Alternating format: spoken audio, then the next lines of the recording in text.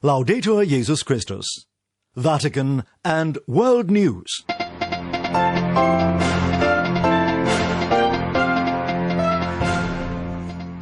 Today, Friday, November 27th, is the feast of St. Virgilius, Bishop of Salzburg. And these are today's headlines. The Bishop of Assisi calls the faithful to pray for peace in Ethiopia. The Church in the Philippines is continuing its 9-year preparation for the 500th anniversary of the arrival of Christianity in its lands.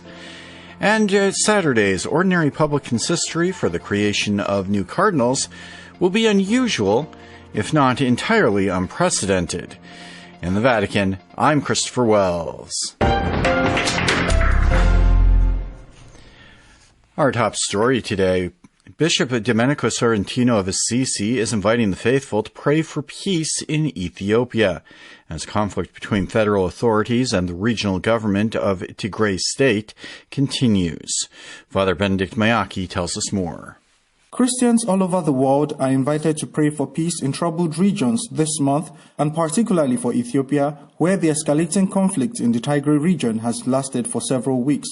This was the appeal of Bishop Domenico Sorrentino of the Diocese of Assisi in a statement on Thursday. The bishop also announced the resumption of the monthly prayers for peace in Assisi, inspired by the historical interreligious meeting for peace held there on the 27th of October 1986.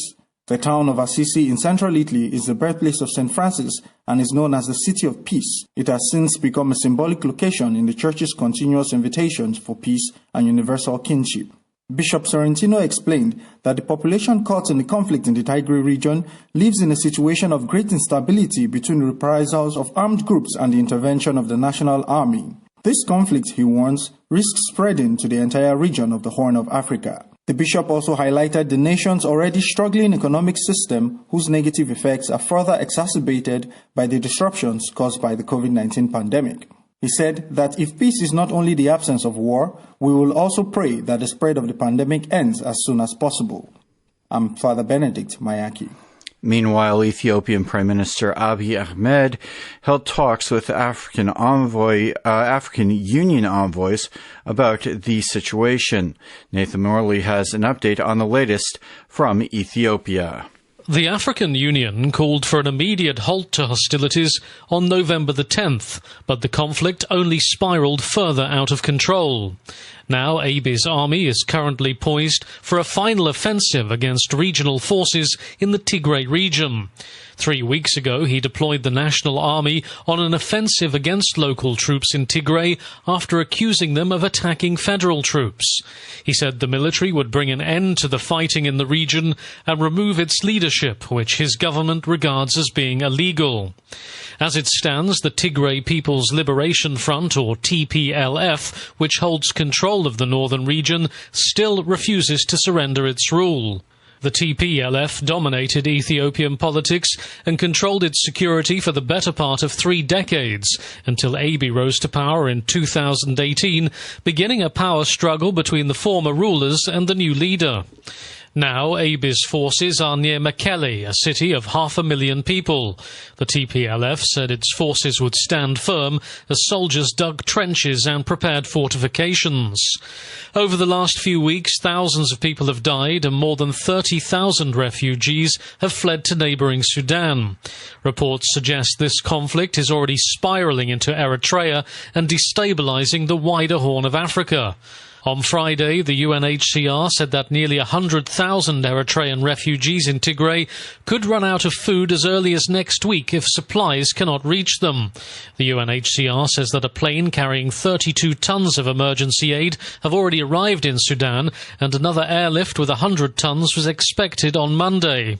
The United Nations are hoping to raise $200 million to cover food, shelter and other urgent needs for refugees, with plans to help up to 200,000 people over the next 6 months.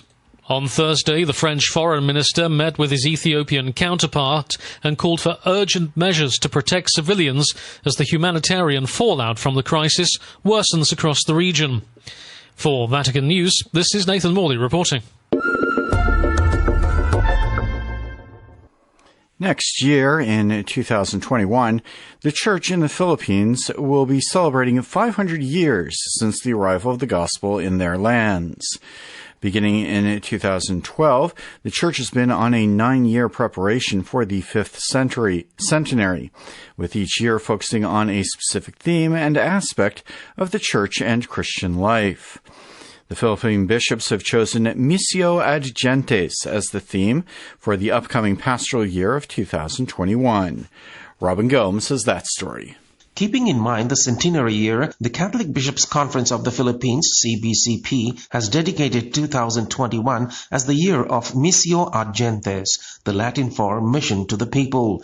CBCP President Archbishop Romulo Valles of Davao released a pastoral letter for the inauguration of the pastoral year, which will take place on Saturday, November the 28th. The Christian faith arrived and prospered in our land through the dedication and heroic sacrifices of thousands of men and women missionaries from various parts of the world, notes the pastoral letter entitled Becoming Jesus' Missionary Disciples.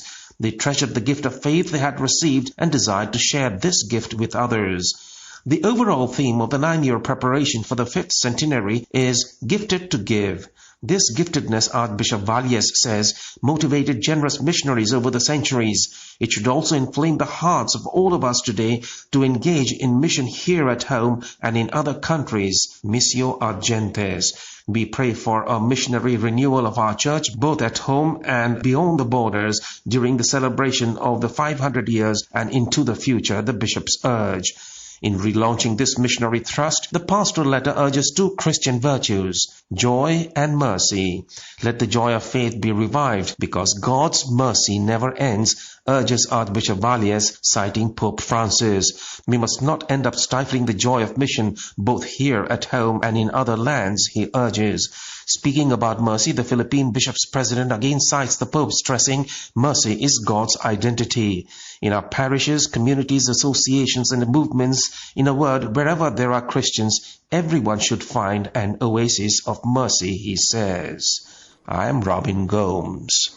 From Europe, Hungary and Poland's prime ministers have vowed to uphold their veto of the European Union's next budget, along with its massive coronavirus pandemic relief fund. In Budapest, both leaders said they oppose a mechanism that ties payment of funds to principles of the rule of law. Stefan Bass has this report from Budapest. Hungary's and Poland's leaders are furious over the European Union's efforts to link funds allocation to respect for the rule of law. EU critics have singled out both nations for their perceived efforts to limit the independence of the media and the judiciary and their alleged trembling on human rights. The dispute has seen Poland and Hungary block 1.8 trillion euros, more than $2.1 trillion worth of EU funds. That includes hundreds of billions in coronavirus relief to be dispersed to those suffering most under the pandemic's weight. Heard through an interpreter in Budapest, Hungarian Prime Minister Viktor Orbán defended their decision to veto the new EU budget. We're going to unify our arguments and join forces in this debate.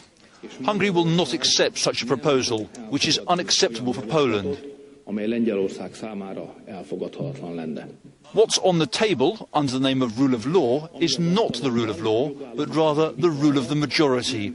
And since we have a debate on many issues with other EU member states, when it comes to migration, national sovereignty and also gender, I can't put Hungary at risk of being constrained by a simple majority on such issues that Hungarians cannot accept. Standing next to him was Polish Prime Minister Mateusz Morawiecki, who shares Hungary's concerns. We are standing in front of a new challenge, in front of a totally new mechanism.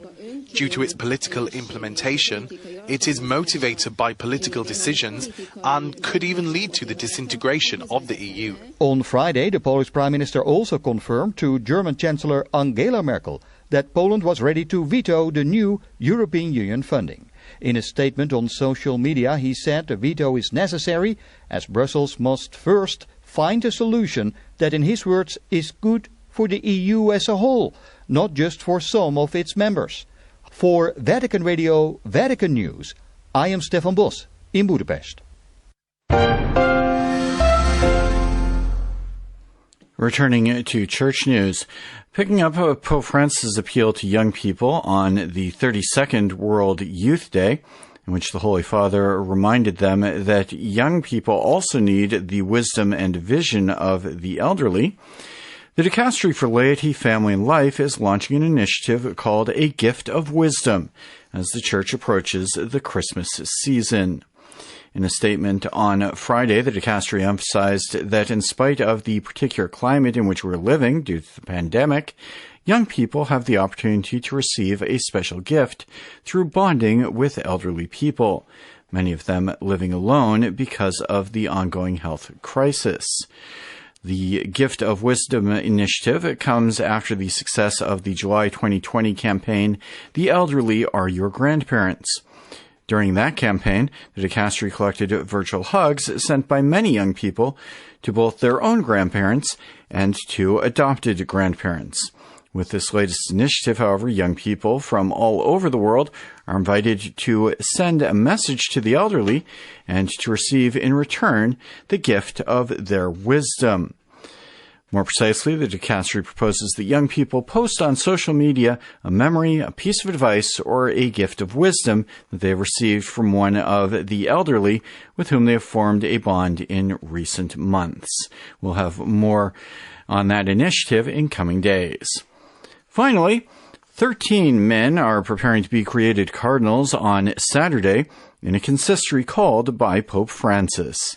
But COVID-19 restrictions promise to make the event slightly unusual, although not entirely unprecedented, as Devin Watkins reports.